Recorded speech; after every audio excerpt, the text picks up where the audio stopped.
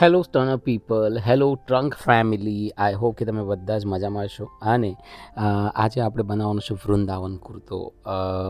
ખબર નહીં પણ કેમ મારી પાસે બેબી શાવરના આઉટફિટ સૌથી વધારે હોય છે અને લોકોને કદાચ ગમતું હોય છે મારી પાસે બેબી શાવરના આઉટફિટ બનાવવાનું. અને આપણે આજે બનાવવાનો છે બેબી શાવર ગ્રૂમ માટે કુર્તો.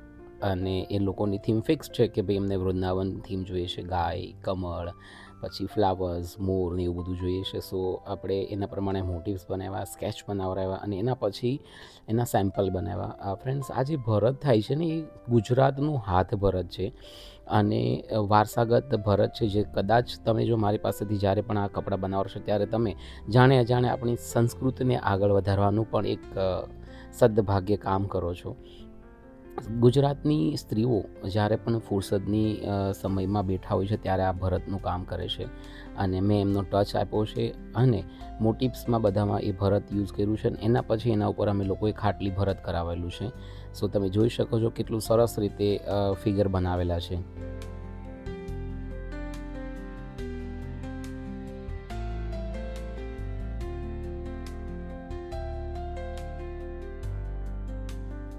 ફ્રેન્ડ્સ, અમે લોકો જે પણ ખાટલી ભરત કરીએ છીએ એના માસ્ટર્સ હોય છે. એ લોકોની હાથની અંદર ફિનિશિંગ હોય છે. એમની હાથ વર્ષોથી એક જ કામ કરતા હોય છે જેનાથી આ ફિનિશિંગ આવે છે. બાકી ગમે તે એવું વર્ક ગમે તે લોકો પાસે કરાવવાથી તમે ક્યારેય પ્રોપર રિઝલ્ટ અને જોઈએ એવું કામ નથી કરાવી શકતા.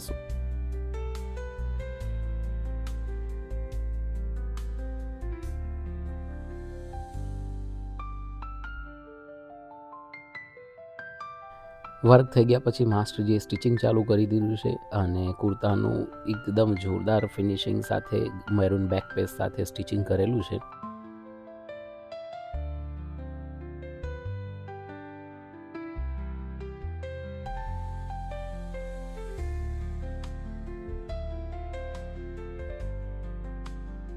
ફ્રેન્ડ્સ, વર્કવાળા કપડાં કોઈ પણ હોય ને જેના પર હેન્ડવર્ક થયેલું હોય છે, એમને પ્રેસ મારવામાં પણ બહુ ધ્યાન રાખવું પડે છે, કેમ કે આયનિંગ કરતી વખતે વર્ક સળગી ના જાય અથવા તો વર્ક ડલ ના પડી જાય એ પણ ધ્યાન રાખવું પડે.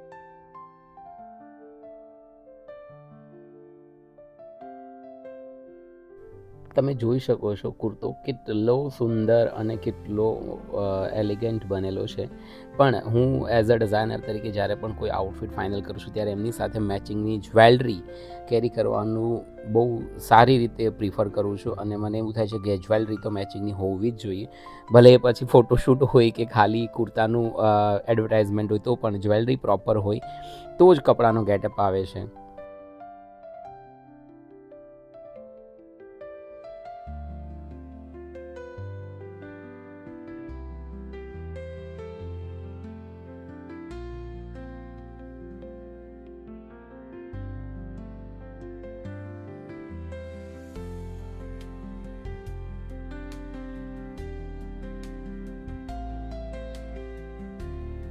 કપડાં ડિઝાઇન કરવાને એ એક જર્ની છે અને એની શરૂઆત કસ્ટમરની ઈચ્છાથી થાય છે. કસ્ટમરની જે ડિમાન્ડ હોય છે એનાથી થાય છે, કેવું વિચારે છે, કેવું વર્ક જોઈએ છે, કેવા કલર્સ, કેવું ફેબ્રિક જોઈએ છે, એના ઉપરથી થાય છે. અને જ્યારે બધી જ એમની રિક્વાયરમેન્ટ ફાઇનલ થઈ જાય એના પછી અમારી મેઇન સ્ટ્રગલ ચાલુ થાય છે. અને જ્યારે ફર્સ્ટ ડેથી લઈને જ્યાં સુધી પીસ હાથમાં આવે ત્યાં સુધી એમાં રોજ નવા નવા ટ્વિસ્ટ આવે છે, નવી નવી સ્ટોરી બને છે અને નવા નવા મરી મસાલા એડ થાય છે.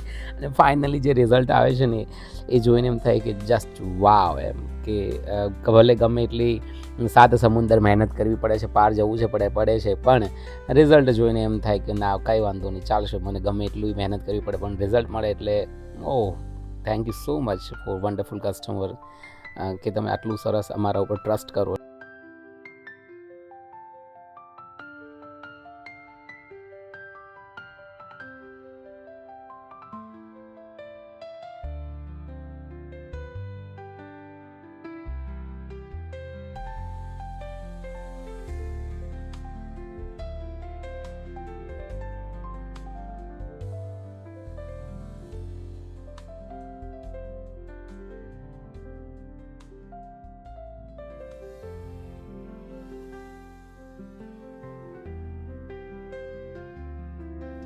એક વખત તમે વર્કની ઝલક જુઓ, તમે કેટલું ડેલિકેટ અને કેટલું સુંદર વર્ક કરેલું છે. નજીકથી જોશો એટલે તમારી નજર નહીં ખસે એના ઉપરથી.